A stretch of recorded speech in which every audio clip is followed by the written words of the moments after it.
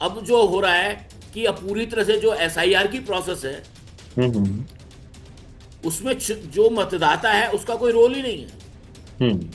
Modern world में शायद ऐसे बहुत कम देश हैं जिन्होंने हम्म। फ्रॉम डे वन इसको अपनाया है, इसको इतना उच्च स्थान दिया है। धीरे धीरे पॉलिटिकल पार्टी सत्ता की इतनी लोलुप हो गई हैं कि उन्होंने तमाम तरीके के कंप्रोमाइज करने शुरू कर दिए। असली सवाल यही है कि वोटर के पास कंप्रोमाइज करती पार्टी पर रोक लगाने के लिए कोई तरीका नहीं है। इंटरनल डेमोक्रेसी मतलब हम जिनको चुनते हैं, जो हमारी बैलेट पे आता है, मतलब जो उम्मीदवार आते हैं, वो हमें पता नहीं कैसे आते हैं वहाँ। उनका चुनाव कैसे होता है? हम तो चुनाव में जाके वोट डालते हैं, लेकिन उम्मीदवार जो हमारे मेन्यू पे आता है आइटम, हम्म। तो उसकी प्रक्रिया पे थोड़ा सा एक पारदर्शिता होनी चाहिए। जय भीम, नमस्कार। मैं हूं अशोक दास। आप देख रहे हैं दलित दस्तक। 25 जनवरी को भारत में राष्ट्रीय मतदाता दिवस मनाया जाता है। आज भारत अपना राष्ट्रीय मतदाता दिवस मना रहा है और इस बीच भारत में एसआईआर का मुद्दा चर्चा में है। और बिहार के बाद देश के सबसे बड़े प्रदेश उत्तर प्रदेश के अलावा पश्चिम बंगाल से भी इसके विरोध में आवाज उठने लगी है। तो सवाल यह है कि वर्तमान वक्त में भारत का मतदाताओं के अधिकार कितने सुरक्षित हैं? क्या इसका मतदाता सिर्फ वोट डालने वाला रह गया है या फिर सच में वह पॉलिसी और सत्ता को प्रभावित कर पा रहा है? इस बारे में हमारे साथ चर्चा करने के लिए हैं अजीत रानाडे जी, अशोक भारती जी। तो अजीत रानाडे जी एक जाने माने अर्थशास्त्री हैं, राजनीतिक विश्लेषक हैं, पुणे स्थित Gokhale institute of political and economics के कुलपति रहे हैं और उन्होंने भारत और अमेरिका के कई यूनिवर्सिटीज में पढ़ाया है और साथ ही भारतीय रिजर्व बैंक की कई समितियों के सदस्य के रूप में भी काम किया है। अशोक भारती जी पिछले तकरीबन 4 दशकों से दलित आदिवासी समाज को केंद्र में रखकर लगातार काम कर रहे हैं, नैक्टोर के चेयरमैन हैं और जो जमीनी सवाल हैं इस समुदाय के वो लगातार उठाते हैं। अजीत सर, बहुत शुक्रिया ज्वाइन करने के लिए। और मेरा पहला सवाल आपसे है, आज नेशनल वोटर्स डे है, आप किस तरीके से देख रहे हैं इस दिन की इम्पोर्टेंस को? और क्या आज का वोटर सिर्फ वोट डालने वाला रह गया है या फिर वो पॉलिसी और गवर्नमेंट को प्रभावित कर पा रहा है? नमस्कार अशोक जी। मुझे यहाँ आपने आमंत्रित किया, इसलिए मैं आपका शुक्रगुजार हूँ आपकी। तो आज का दिन जो है 25 जनवरी, एक प्रतीकात्मक, इसमें अहम बात यह है कि हमारे गणतंत्र की जो स्थापना हुई, प्रजासत्ताक दिन जिसको कहते हैं, उसके ठीक एक दिन पहले इलेक्शन कमीशन की स्थापना हुई। चुनाव आयोग एक दिन पहले हुआ। इसका एक प्रतीकात्मक, क्या मैं समझता हूँ इसके एक सिंबॉलिक वैल्यू है कि जो जिन्होंने हमारा जो कॉन्स्टिट्यूशन जिन्होंने रचा, जो जो विचार था, उसमें संस्थाओं का निष्पक्ष रहना, मजबूत रहना, न्यूट्रल रहना, वो भी बहुत अहम था। इसीलिए शायद ये प्रतीकात्मक है, लेकिन इसकी बहुत बड़ी एक इसका बहुत बड़ा एक सिंबल है कि जी। इलेक्शन कमीशन, चुनाव आयोग की स्थापना एक दिन पहले हुई थी। इसलिए जी। आज नेशनल वोटर्स दिन हम मानते हैं इसको। हम्म। और आपको मालूम है कि भारत एक ऐसा बहुत मतलब रेयर देश है जिन्होंने, हमने पहले दिन से, राइट फ्रॉम डे वन, जी। एक व्यक्ति एक एक मत, यानी वन पर्सन वन वोट का जो प्रिंसिपल है, जो तत्व है, हमने from the very first day हमने इसको अपनाया। जी। कई देशों में या तो संपत्ति, या तो शिक्षा का, या तो महिलाओं को वोटिंग नहीं, मतलब बहुत सालों से ये जो चुनाव का जो अधिकार है, मतलब वोटर का हम्म। जो हक बनता है, वो हम्म। अन्य देशों में बहुत सालों के बाद, जब उनकी प्रजासत्ता बनी, गणतंत्र बने। लेकिन हम्म। हमने ऐसा एक बहुत बड़ा निर्णय लिया था, हमारे संविधान जिन्होंने रचा है, कि हम्म। फ्रॉम डे वन हमने इसको अपनाया। जी। तो जी। इसका भी एक बहुत बड़ा महत्व है कि आधुनिक इस दुनिया में, मतलब मॉडर्न वर्ल्ड में, शायद ऐसे बहुत कम देश हैं जिन्होंने हम्म। फ्रॉम डे वन इसको अपनाया है, इसको इतना उच्च स्थान दिया है। जी, लेकिन और सर मैं मेरा एक ऑल्सो सवाल एक, उसमें यह भी था कि आज का वोटर सिर्फ वोट डालने वाला रह गया है या फिर पॉलिसी मेकिंग और गवर्नमेंट को प्रभावित कर पा रहा हाँ, इसका ये जो हम जिसको डेमोक्रेसी बोलते हैं, लोकतंत्र जिसको कहते हैं, वो सिर्फ 5 साल में एक बार वोट डालने का वो ये प्रक्रिया नहीं है। हर है? हर दिन हमको मतलब वोटर का रोल, मतदाता का रोल 5 साल में एक बार नहीं आता है। और इस हिसाब से जो एक जो उत्तराधित्व बनता है, मतलब मतदारों का, वोटर का, वो ये है कि एक बड़े बड़े बड़े जज थे, फेलिक्स फ्रैंकफर्टर। उन्होंने कहा कि the highest office in the land is that of being a citizen. नागरिक बनना ये हमारी हमारे गणतंत्र में सबसे उच्च स्थान है। मतलब हमारे जो प्रत्याशी हैं, लोक प्रतिनिधि हैं, रिप्रेजेंटेटिव्स हैं, वो एक्चुअली दे आर रिप्रेजेंटिंग अस। वो हम इनको इनफैक्ट इंडियन एडमिनिस्ट्रेटिव सर्विस जो बोलते हैं, सर्विस का मतलब है सेवा। तो जी। सबसे ऊंचा स्थान जो किसका है, तो नागरिक। तो हमारी भी जिम्मेदारी बनती है, और मतलब चुनाव प्रक्रिया की और हमारे प्रत्याशी लोगों को की इसका हम हमेशा ध्यान रखें। और आज क्या हो रहा है कि एक तो मतलब जागरूकता जो होनी चाहिए, मैं समझता हूँ इंग्लिश में कहते हैं कि informed citizenry is the requirement of a robust democracy। जी। हम चाहते हैं कि हमारा देश दुनिया में सबसे फोर्थ लार्जेस्ट इकोनॉमी या थर्ड लार्जेस्ट इकोनॉमी बने।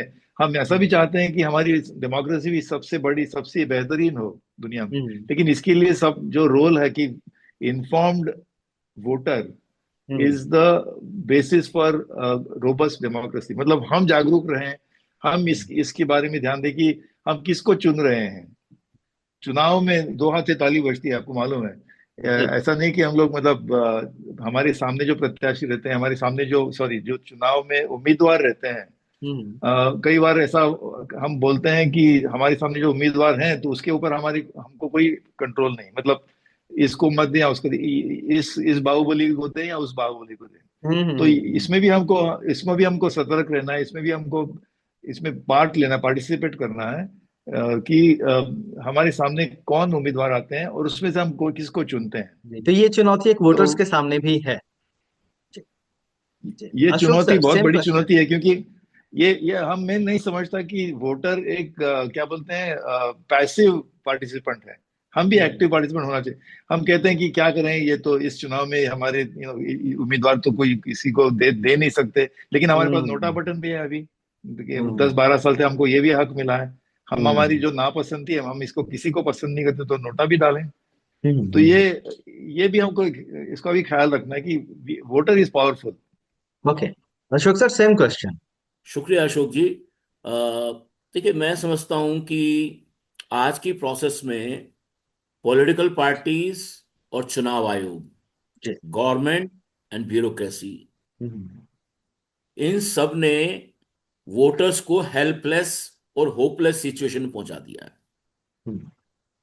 और मैं इस बात को आपके सामने, क्योंकि राणा डे जी अजीत जी यहाँ पर हैं, तो मैं ये रिकॉग्नाइज कर ये बात को मैं स्वीकार करना चाहता हूँ कि एसोसिएशन फॉर डेमोक्रेटिक राइट ने पिछले दशकों में जो काम किया है वो बहुत ही उम्दा तरीके का काम है। उन्होंने सिस्टम्स को अकाउंटेबल बनाने की कोशिश की और काफी हद तक बनाया है। पर हमने ये भी देखा है कि जब कोई ऑर्गेनाइजेशन काम करता है तो हमारे देश में एक आदत है कि हमको कोई अवतार चाहिए हम्म। जो हमारी सारी दुविधाओं को, हमारे सारे कष्ट को दूर कर दे। हमारा हम्म। वोटर भी ये सोचता है कि कोई तो कर रहा है, मुझे क्या कुछ करने की जरूरत है। तो मुझे लगता है कि ऐसी स्थिति में हमें ये जरूर है कि वोटर एक्टिव स्टेक होल्डर कैसे बने।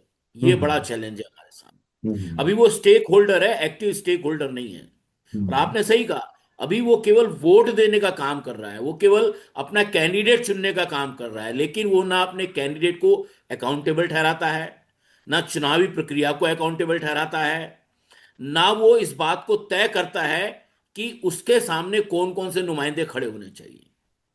तो मैं समझता हूं कि वोटर का और ये जो है, जो रिडक्शन हुआ है, ये मतलब कि जो, जैसा कि अजीत जी ने कहा कि हाईएस्ट पद है सिटीजन होना किसी भी देश में, जी।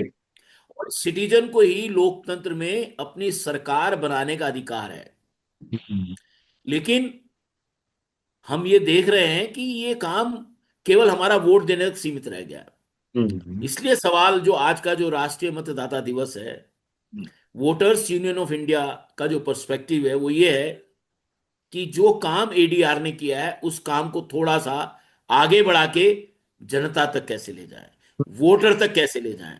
हम्म। वोटर ये डिसाइड करे कि कौन सी पॉलिटिकल पार्टी किस कैंडिडेट को खड़ा करेगी या नहीं खड़ा करेगी। अभी आप देखिए, वोटर की तरफ से ऐसा कोई चार्टर नहीं है, ऐसा कोई मापदंड नहीं है कि कैंडिडेट के अंदर ये क्वालिफिकेशन, ये खासियत होनी चाहिए। वो अपराधियों को खड़ा कर दें, वोटर अपराधी को वोट दे देता है।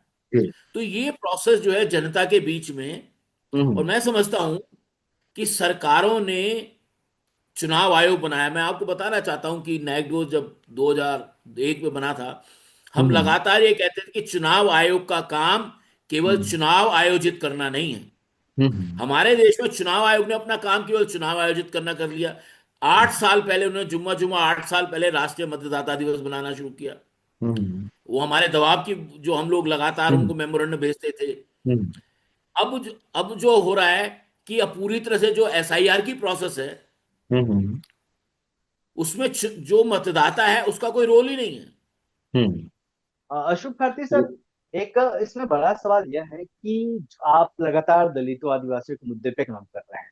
यह जो समाज है वो तमाम राज्यों में एक निर्णायक वोटर है और बिना इसके सरकार बनती हुई नहीं दिखती। लेकिन क्या वह वोट सत्ता में हिस्सेदारियां बदल पा रहा है, या फिर आज भी जो दलित वोटर है केवल एक गणित बन के रह गया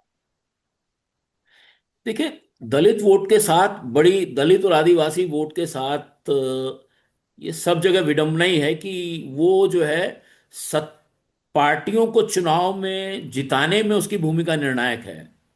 है? लेकिन वोट लेने के बाद उस वोटर के वोट जो है उसके प्रति क्या रुझान रहेगा पार्टियों का, ये डिसाइड नहीं होता है। क्योंकि ये सब एंटिसिपेशन में करते हैं कि ये पार्टी आएगी तो हमारा भला करेगी, वो उस पार्टी को वोट देंगे तो भला करेगी। लेकिन पार्टीज की अपने वोटर के प्रति कोई अकाउंटेबिलिटी नहीं है। हम्म। इसलिए हम सब लोग मिलकर ये डिमांड भी कर रहे हैं, राइट टू रिकॉल होना चाहिए। हम्म। यानी अगर कोई प्रतिनिधि हमारे हिसाब से काम नहीं करता है तो उसे हमें वापस बुलाने का अधिकार होना चाहिए। तो हम्म। ये जो है, ये भी हम समझते हैं कि ये एक बड़ी जो डिमांड है। तीसरा ये चीज है कि हमको ये देखना है कि वोटर के पर्सपेक्टिव से हमें ये समझना है कि जो इलेक्टोरल रिफॉर्म है, हम्म। अभी इलेक्टोरल रिफॉर्म की जो बात हो रही है उसमें पैसे की बात हो रही है, हम्म। काले धन की इस्तेमाल हो रहा है, unnecessary hmm. Pomp and show की बात हो रही है, और अपराधी कैंडिडेट की बात हो रही है। हम्म। लेकिन मुझे लगता है कि इस चुनावी सुधार के अंदर हमें यह भी देखना चाहिए कि वोटर्स कैसे ज्यादा पावरफुल हो। हम्म।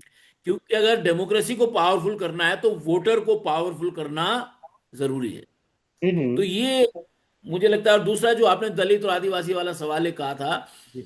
असल में दलितों को ये समझना है कि केवल अपनी पार्टी बना लेने से कोई ये गारंटी नहीं है हम्म। कि वो चुनाव की प्रक्रिया में इफेक्टिव हो जाएंगी। हमने हम्म। ये देखा है कि उनकी एक्सक्लूसिविस्ट पार्टीज खड़े होने से ये हुआ है कि बाकी पार्टी ने उनको, उनके इश्यूज को नजरअंदाज करना शुरू कर दिया है। तो हम्म। ये सारे के सारे तमाम मुद्दे ऐसे हैं, मुझे लगता है कि वोटर, आज राष्ट्रीय वोटर दिवस पर हमें सोचने की जरूरत है कि जी। हम लोकतंत्र में हिस्सेदारी करना चाहते हैं या हम अपना तंत्र बनाना चाहते हैं। जी। अजीत सर, एक बड़ा सवाल यह है कि इलेक्शन कल इलेक्शन होते हैं, सरकारें बनती हैं, लेकिन आप इकोनॉमिस्ट भी हैं। एक आर्थिक असमानता जिस तरीके से देश में बढ़ने लगी है, कुछ लोगों की जो संपत्ति है वो लगातार 300 400 हजार फीसदी बढ़ जाती है अचानक से, बेरोजगारी है, महंगाई है, ये सब बड़े सवाल जो देश में होने चाहिए, लेकिन चुनाव के वक्त में ये सब सवाल उठते नहीं है। तो क्या आज का मतदाता जो है उसके लिए ये सवाल नहीं है? वो किन मुद्दों पे वोट कर रहा है? डॉक्टर अंबेडकर ने जो एक भाषण में कहा था, 26 नवंबर 1946 49 का, 49। एक बड़ा फेमस उनका भाषण है। जी। उन्होंने कहा था कि जो हम लोकतंत्र, हम अभी जिसकी नींव रख रहे हैं हम्म। गणतंत्र दिवस में, जो उसके पहले हम्म। ऑफकोर्स मैंने हम बताया कि राष्ट्रीय मतदाता दिन, इसकी हम्म। नींव उसके एक दिन पहले चुनाव आयोग का गठन हुआ था। लेकिन उन्होंने हम्म। उस भाषण में एक बड़ा, मतलब एक बड़ा प्रेडिक्शन किया था कि हम ऐसे ऐसी व्यवस्था की तरफ जा रहे हैं जहां पे एक तरफ पॉलिटिकल इक्वालिटी है, एक व्यक्ति एक वोट। ये बहुत ही क्रांति है, मतलब आज मैंने कहा पहले भी। जी। लेकिन एट द सेम टाइम यहाँ पॉलिटिकल इक्वालिटी का हम एक प्रिंसिपल, एक एक इस तत्व को हम चल के जा रहे हैं, लेकिन at the same time social and economic inequality बढ़ती जा रही है। तो उन्होंने तब कहा था, मतलब 1949 में, कि ये अगर ऐसा ही रहा और ये एक एक तरफ की political equality and rising social and economic inequality अगर रही, तो इसके पूरा ये जो पूरा एडिफिस हमने बांधा है, पूरा जो लोकतंत्र का जो फाउंडेशन है, वो ही पूरा ब्लो अप हो जाएगा। आप समझ लीजिए, उसके 20 या 21 साल के बाद पहला जो नक्सलवाड़ी इंसिडेंट हुआ, मतलब ये बहुत बड़ा प्रेडिक्शन था उनका। तो इसका मतलब ये है कि हमारी जो विकास की जो प्रक्रिया चल रही है, अगर उसमें विषमता जिसको कहते हैं, इनइक्वालिटी अगर बढ़ती जा रही है, इकोनॉमिक हो या सोशल हो या इनइक्वालिटी ऑफ एक्सेस हो, तो फिर ये मतलब हमारे लोकतंत्र के फाउंडेशनल जो नींव वाले जो तत्व से उससे it is not consistent. And that is, मैं समझता हूँ कि ये जो चुनावी मुद्दे आपने बात बताया, एक्चुअली ये मुद्दे बहुत ही अहम है, लेकिन हमारे चुनाव तो बहुत इमोशनल इश्यूज पे चलते हैं। ध्रुवीकरण बस चलता है, क्या वजह है, या तो क्या वजह है कि जो इमोशनल इश्यूज है, अभी बिहार का चुनाव हुआ उसमें गाली इशू बन गया, है ना, और बाकी जरूरी सवाल गायब हो गए, तो क्या वजह है आप देखते हैं कि जो एक इमोशनल इश्यूज हैं और जो ध्रुवीकरण की राजनीति है, धर्म को लेके, जाति को लेके, वो जो जरूरी सवाल है जिससे जनता का भला होना, उसके ऊपर हावी हो जाते इसके लिए एक बड़ा इलेक्टोरल रिफॉर्म, मतलब चुनावी सुधार का की जरूरत है, क्योंकि हमारा जो first pass the post system है, मतलब जिसको सबसे ज्यादा मत मिलेंगे वो उसको हम उसकी जीत होती है। हैं। और समझ लीजिए कि अगर 50% या 55% लोग वोट डालते हैं, और उसमें अगर 3 या 4 लोग मतलब उम्मीदवार होंगे, तो अगर किसी को 15 या 18% अगर वोट मिल जाए, समझ लीजिए 50% लोग वोट डालते हैं, उसकी 4 हिस्सों में अगर बांट दे, तो 12.5 13, तो किसी को अगर 15 15 या 18% मिल जाता है वोट, तो वो जीत जाता है। यानी इसका मतलब ये हुआ कि 18% अगर लोगों ने उनको वोट दिया, तो 82% लोगों ने उसको वोट नहीं दिया है। क्या वो प्रतिनिधि कहला कहला सकता है उसको? क्या हम उसको कह सकते हैं कि वो हमारा प्रत्याशी रिप्रेजेंटेटिव है? तो ये एक सुधार आना चाहिए कि किसी भी चुनाव में कम से कम 50% वोट उनको मिलने चाहिए, जो जीतता है प्रत्याशी। और ये ये एक सिस्टम, हालांकि ये सिस्टम बहुत अनेक देशों में है, फ्रांस में है। ये first pass the post system जहाँ जिसका मतलब जिसका जन्म हुआ था इंग्लैंड में, उन्होंने भी इसका सुधार किया हुआ है। सिर्फ भारत में ही अभी भी चल रही है, क्योंकि ये आपका जो क्या बोलते हैं वोटर बेस, एकदम जो हार्डकोर वोटर बेस रहता है, उसी पे अगर फोकस करें, तो 15 या 17% वोट आपका आपके मतलब जैसा बैंक बैलेंस रहता है परमानेंट, तो एक 2% यहाँ वहाँ। इस first pass the post system से क्या हो रहा है कि 2-4% अगर वोट शेयर में फर्क हो, तो 20 या 30% के सीटों में फर्क हो जाता है। हाईली नॉन लीनियर उसको कहते हैं। 2% आप वोट अगर आपको कम मिले, तो 25% आपके सीट निकल जाते हैं। ओके। तो इसका अशोक मतलब है, भारती। तो इसलिए ध्रुवीकरण और इस टाइप के इश्यूज आ जाते हैं, हम्म, इमोशनल इश्यूज, रिलीजियस इश्यूज। और मैं समझता हूँ इसमें, मैंने पहले भी कहा कि जो जो वोटर है, उसका उनका भी उत्तरदायित्व बनता है कि वो जागरूक रहें, एजुकेटेड रहें, सबको खुद को इन्फॉर्म करें। हम्म, हम्म, अशोक वो से पैसिव क्या सोचते पैसिव हैं इस सवाल पार्टिसिपेंट नहीं है। जी? जी। जी अशोक भारती जी, आप क्या सोचते हैं इसमें? मैं समझता हूँ कि देखिए कि चुनाव, ये जो इमोशनल इश्यूज हैं, जो रिलीजियस इश्यूज हैं, हमारे कॉन्स्टिट्यूशन के हिसाब से तो चुनाव आयोग को बहुत सारे मसलों पर हस्तक्षेप करना चाहिए चुनाव की प्रक्रिया के दौरान। लेकिन जब चुनाव आयोग पूरा का पूरा पार्टीजन है, हम्म, वो चुनाव की सुधार की प्रक्रिया में इंटरेस्टेड नहीं है, वो हम्म, पॉलिटिकल पार्टीज के साथ अलाइन कर लेता है, तो ऐसी स्थिति में ये बड़ा सवाल है। इसलिए हम बात कह रहे हैं, इसलिए हम कह रहे हैं कि आज सबसे बड़ी जरूरत है कि वोटर को इस बात के प्रति इन्फॉर्म किया जाए, उसको अवेयर किया जाए, उसको जागरूक किया जाए कि इमोशनल रिटोरिक से ये देश नहीं चलेगा। हम्म। और दूसरा कि रिलीजियस पॉलराइजेशन, ये देश तो सेकुलर है, संसदीय जो है। और जो अजीत जी ने कहा, मैं उनकी बात से सहमत हूं कि बहुत ही कम वोटों से कोई भी व्यक्ति सरकार बना सकता है। हम्म। लेकिन सबसे बड़ी बात यही है कि वोटर कैसे चीजों को अपने मतलब कैसे वोटर की ताकत बढ़े। जी।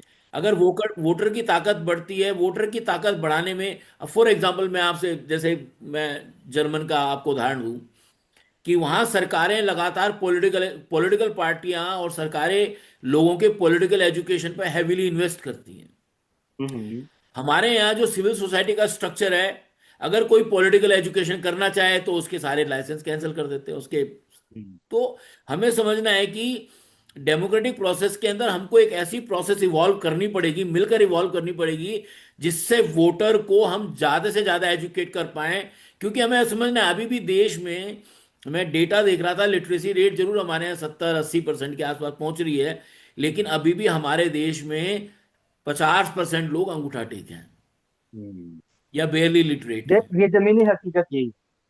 जी। तो ऐसी स्थिति में हम ये उम्मीद करें कि वोटर इन्फॉर्म चॉइस कर लेगा, मुझे लगता है थोड़ा ज्यादा दूर की कौड़ी है। इसलिए मुझे लगता है कि एडीआर जैसे जो संगठन है, वोटर्स यूनियन ऑफ इंडिया जो है, इनका पर्पज ये वही काम है कि जो पॉलिटिकल पार्टी करने में इंटरेस्टेड नहीं है, हम्म। वोटर को एजुकेटेड करने में, वोटर को एजुकेट करने में किसी पॉलिटिकल पार्टी का इंटरेस्ट नहीं है, हमारा हम्म। काम है। तो इसलिए हमने तय किया है, इसलिए वोटर्स यूनियन ऑफ इंडिया ने तय किया है कि हम वोटर को ज्यादा से ज्यादा एजुकेट करें, उसको बताएं कि जी। कैसे उसके डिसीजन से देश का देश में चीजें बदल सकती है। ये सर, अजीत सर, आपने एक जरूरी बात कही कि एक तय हो कि इतने परसेंट वोट मिले तभी कोई सरकार बने।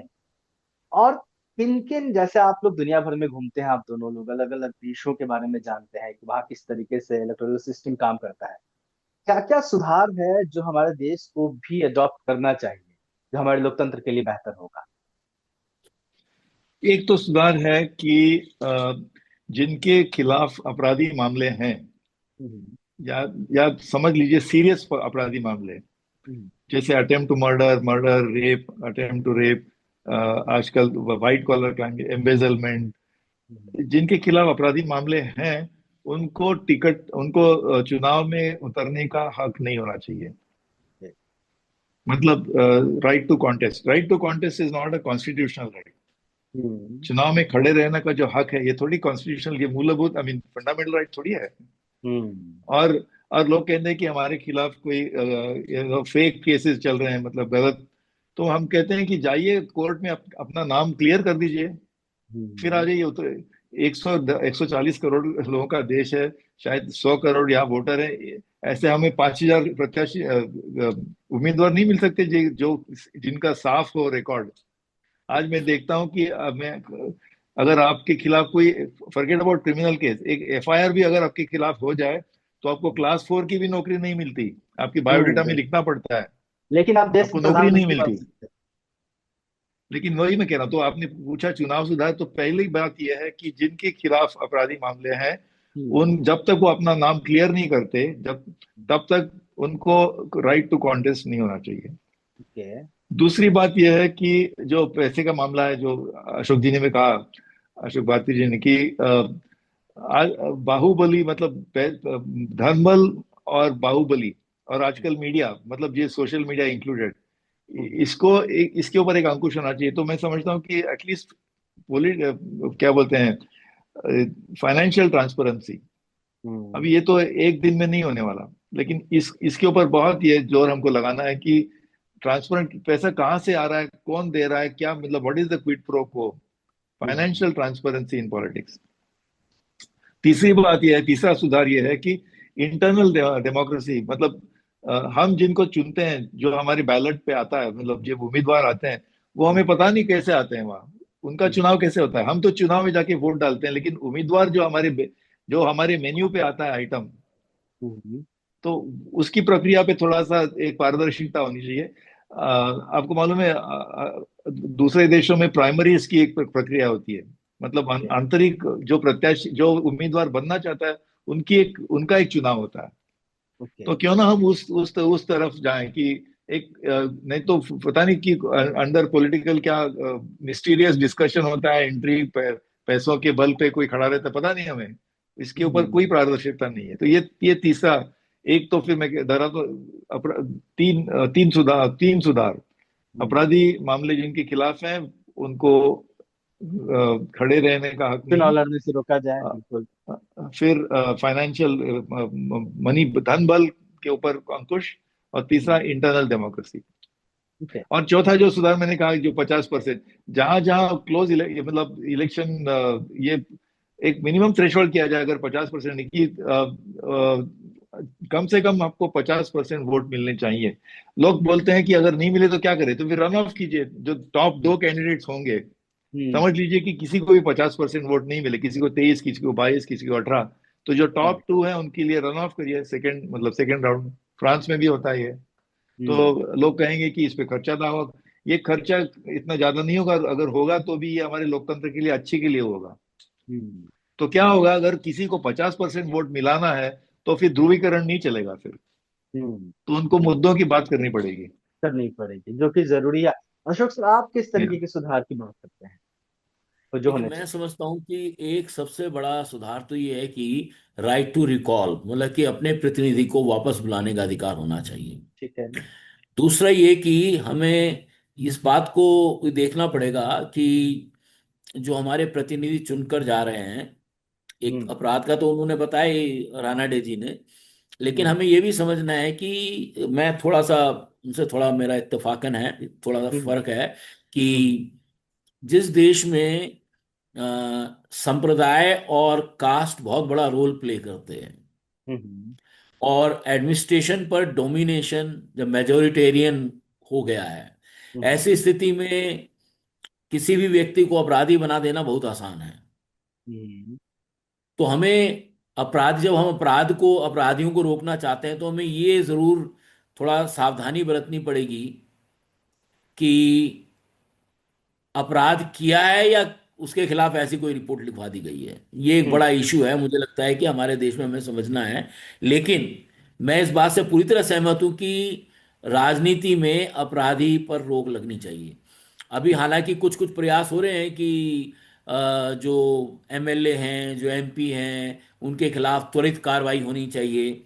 मैं तो कह रहा हूं कि देश में अपराधियों के प्रति सबके खिलाफ कार्रवाई होनी चाहिए। और मैं समझता हूं कि ये वक्त वो भी आ गया है कि जो भी व्यक्ति पॉलिटिकल पार्टीज में, पॉलिटिकल प्रोसेस में, इलेक्टोरल प्रोसेस में इंटरेस्टेड है, हम्म। उनको अर्लीस्ट डिक्लेयर करना चाहिए कि दे आर इंटरेस्टेड। हम्म। और लोगों के बीच में उनके नाम जाने चाहिए और लोगों को अपने प्रतिनिधि, कोई भी पॉलिटिकल पार्टी जो है, जी। कोई भी पॉलिटिकल पार्टी केवल एक कैंडिडेट खड़ा करने की जगह ये भी हो सकता, जो मैं, कि हम कैंडिडेट को आइडेंटिफाई करें, वो कैंडिडेट प्राइमरी तौर पर हों, और उन 5, 10, 20 जो भी कैंडिडेट, उसमें से कुछ कैंडिडेट हम चुनें। हम्म। तो कैंडिडेट का जो है, कैंडिडेट की स्क्रीन जो है, स्क्रूटिनी होनी चाहिए। हम्म। स्क्रूटिनी की प्रोसेस जो है लोगों के हाथ में होनी चाहिए। हम्म। सर, पॉलिटिकल ये। पार्टीज ऑफर करने वाली होनी चाहिए, ये हमारे 10 लोग हैं। जी। और लेकिन उसकी स्क्रूटिनी जो है वो जनता के हाथ में होनी चाहिए। फॉर एग्जाम्पल, कोई भी हम्म। पॉलिटिकल पार्टी आज ये नहीं बताती कि उसका कैंडिडेट की क्या खासियत है। हम्म। जब तक चुनाव की प्रक्रिया नहीं हो जाती तब तक उसके बारे में कुछ नहीं बताते वो हम्म। अखबार वाले भी बहुत कम छापते हैं। और एडीआर ने कुछ कुछ करना शुरू किया है कि उसके पास कितना पैसा है, कितना उसके ऊपर हम्म। मुकदमे हैं, ये सब है, वो हम्म। मांगना शुरू किया है। लेकिन वो पब्लिक में मासिव लेवल पर उसके उसके इलेक्टोरल को पता ही नहीं होता, उसको चुनाव पता ही लड़ना नहीं। लोग पता ही नहीं। तो हम्म। उस प्रोसेस को हम कैसे करें? तो मुझे लगता है कि एक बड़ा ये भी है कि लोकल वोटर्स का जो वोटर यूनियन है, हम्म। उनको रिकॉग्निशन मिलना चाहिए, जी।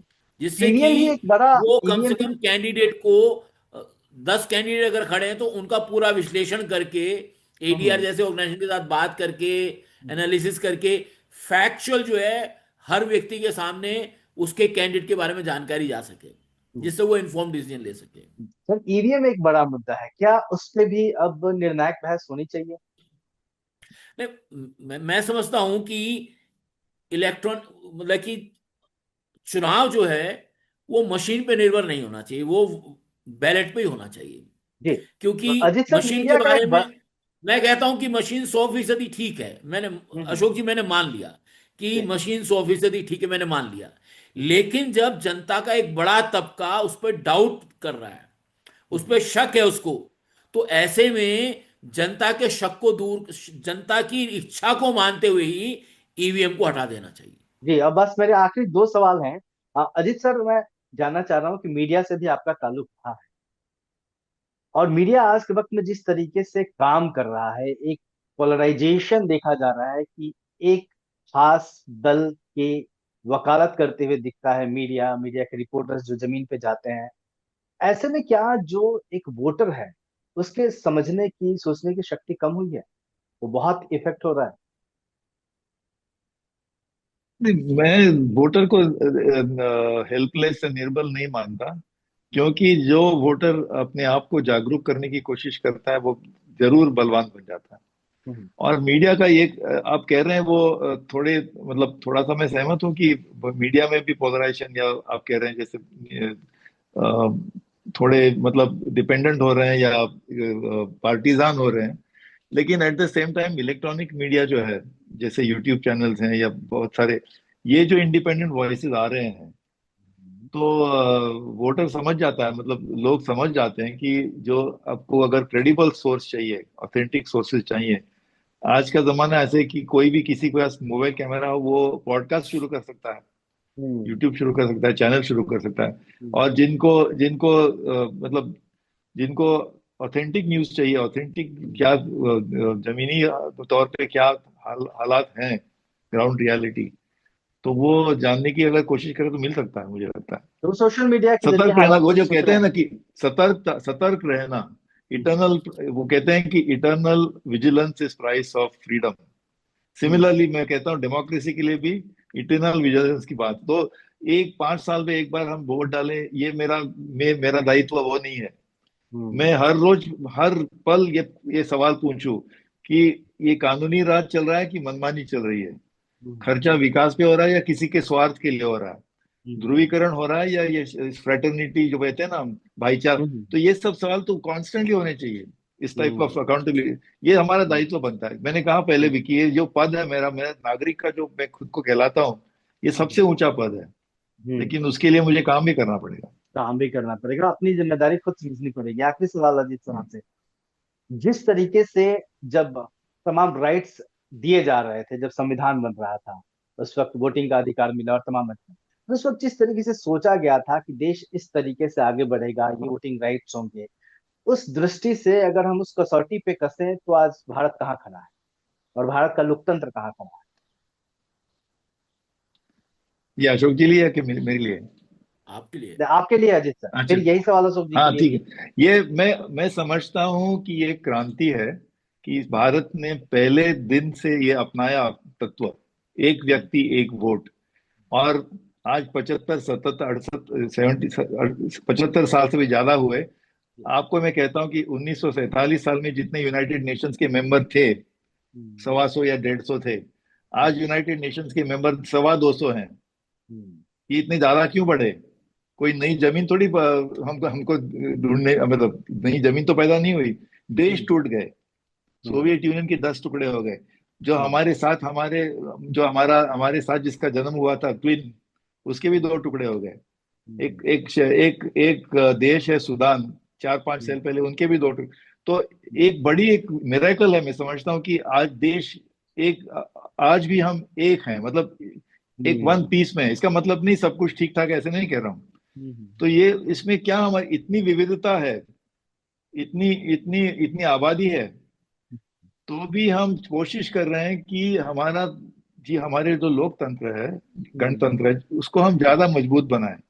इट हम्म, इज इम्परफेक्ट, बहुत बड़ा स्ट्रगल है, हम्म, बहुत बड़ा काम है। लेकिन मैं तो बहुत ही मतलब इसके बारे में ऑप्टिमिस्टिक हूँ कि, बट अगेन एंड अगेन मैं कहता हूँ कि ऐसा ना समझे कि हम खाली लाभार्थी हैं। हमको हम्म, लाभार्थी बनाया जा रहा है, जैसे कि हम्म, हम खाली मेहरबान कैश ट्रांसफर या कोई लाडली हम्म, बहना ये स्कीम आती है, पैसा मिलता है, फिर हम चुपचाप रहें। हम लाभार्थी नहीं हैं। हम खाली मेहरबान, मतलब हमारे पे और मेहरबानी होनी चाहिए और हम खाली कृतज्ञता व्यक्त करें। हम हम्म, नागरिक हैं, हमको हक है, हम्म। लेकिन हमारा दायित्व भी बनता है। जी Ashok sir, same question. Question आपको बताने पड़ेंगे मेरे को जी थोड़ा। क्वेश्चन। हाँ सर, ये मैंने ये कहा कि जब संविधान बना, देश आजाद हुआ, तो तमाम राइट्स मिले, तो ये वोट का अधिकार भी मिला। तो जिस तरीके से सोचा गया था कि वोट के अधिकार के जरिए देश आगे बढ़ेगा, उस कसौटी पे हम कसें तो भारत का लोकतंत्र देश कहाँ खड़ा है? देखिए, मैं समझता हूँ कि ओवरऑल कुछ एक अगर पीरियड को हम छोड़ दें, पिछले कुछ सालों को अगर हम छोड़ दें, हमारे देश ने हर तरीके से हर मोर्चे पे तरक्की की है। जी। और अभी भी कुछ मोर्चों पे हम तरक्की कर रहे हैं, ऐसा नहीं कि एकदम पूरा ब्लैक एंड वाइट हम कह हम्म, सकते हैं। हम्म, लेकिन और उसकी वजह यह है कि हमारे संविधान ने जो ढांचा बनाया है, हमको जो वोट का अधिकार मिला, और जनता ने बहुत शिद्दत के साथ सही सरकारों का चुनाव किया है, नेताओं का भी चुनाव किया है। लेकिन धीरे धीरे पॉलिटिकल पार्टी सत्ता की इतनी लोलुप हो गई हैं हम्म, कि उन्होंने तमाम तरीके के कंप्रोमाइज करने शुरू कर दिए। हम्म, असली सवाल यही है कि वोटर के पास कंप्रोमाइज करती पार्टी पर रोक लगाने के लिए कोई तरीका नहीं है। हम्म, वोटर जो है पॉलिटिकल पार्टी को कंट्रोल नहीं कर पा रहा है। हम्म, तो मैं समझता हूँ, इसलिए मैं कह रहा हूं, इसलिए हम कह रहे हैं कि वोटर्स का एक इंडिपेंडेंट होना चाहिए, जिससे कि वो न केवल वोटर्स को एजुकेट करे, बल्कि पॉलिटिकल पार्टीज के सामने भी सवाल खड़े करे और चुनाव की प्रक्रिया को भी ठीक करे। हम्म, तो ओवरऑल आज़ादी के बाद से काफ़ी हमने प्रगति की, और वोटर्स ने काफ़ी शिद्दत और मेहनत और ईमानदारी के साथ, despite all handicap that they है, उनके पास जानकारी नहीं थी, उनके पास इंफॉर्मेशन नहीं थी, उसके बावजूद। पर उसकी एक वजह यह भी कि हमारे यहाँ शुरू में जो पॉलिटिकल पार्टी से जो लोग आते थे, लीडर बनते थे, वो उनके पास एम्बिशंस नहीं होती थी, हम्म, उनके पास मिशन होते थे कि हमें जी, अपने देश में ये करना है, हमें अपने देश को आगे ले जाना है। अब क्या है कि अब हमें अब जो हमारी एस्पिरेशन, जो पॉलिटिकल क्लास है, उसकी एस्पिरेशन अलग है। अब हम्म, उनको पैसा कमाना है, उनको दिखाई देना है, ये सब चीज़ें हैं। तो मैं समझता हूँ वोटर के पर्सपेक्टिव सोचे उन्होंने काफ़ी काम किया है। लेकिन जिस तरह से पॉलिटिकल क्लास में चेंज आ रहा है, हम्म, तो उसको एसेस करने के जो पैरामीटर्स हैं, उसको एसेस करने के जो तौर तरीके हैं, वो वोटर्स के पास नहीं है।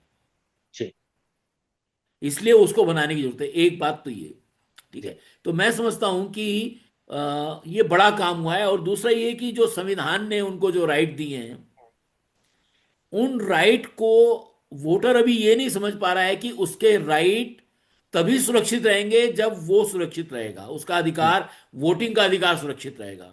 हम्म, वो पोलराइजेशन में नहीं फंसेगा, वो आपराधी लोगों के चक्कर में नहीं फंसेगा, वो ब्लैक मार्केट इसके चक्कर में नहीं फंसेगा। तो ये मैं समझता हूँ ये बड़ा जी। वो है। जी तो बहुत बहुत शुक्रिया आप दोनों का। तो देश जितना नेताओं का है, उतना देश के आम लोगों का भी है। और एक वोट, और आ, एक व्यक्ति एक वोट की जो बात कही गई थी, जो अधिकार मिला था, उसको समझना होगा। और सबसे ज्यादा यहाँ जरूरत है, जैसे कि हमारे दोनों पैनलिस्ट ने भी कहा, कि लोगों को भी अपना अधिकार समझना होगा। वो ये नहीं कि एक बार वोट दे दिए, कुछ उनको योजनाओं का लाभ मिल गया, उसके लालच से वोट दिए, इससे ईट है। क्योंकि राजनीति को आप दोष देते रहेंगे, लेकिन जब तक आप खुद के भीतर नहीं झांकेंगे, मतदाता खुद को एम्पावर नहीं करेगा, खुद अपनी सोच को एम्पावर नहीं करेगा, तब तक शिकायतें भी रहेंगी। बावजूद इसके, ये जो वोट का अधिकार है, इसकी वजह से जो भारत का लोकतंत्र है, निश्चित तौर पे और बेहतर हुआ है। आप दोनों का बहुत बहुत शुक्रिया वक्त देने के लिए। तो देखते रहिए दलित दस्तक, और हमारे साथ बने रहिए। चैनल को लाइक करिए, शेयर करिए, सब्सक्राइब भी करिए। जय हिंद। और हमारे सभी दर्शकों को गणतंत्र दिवस की बहुत बहुत बधाई।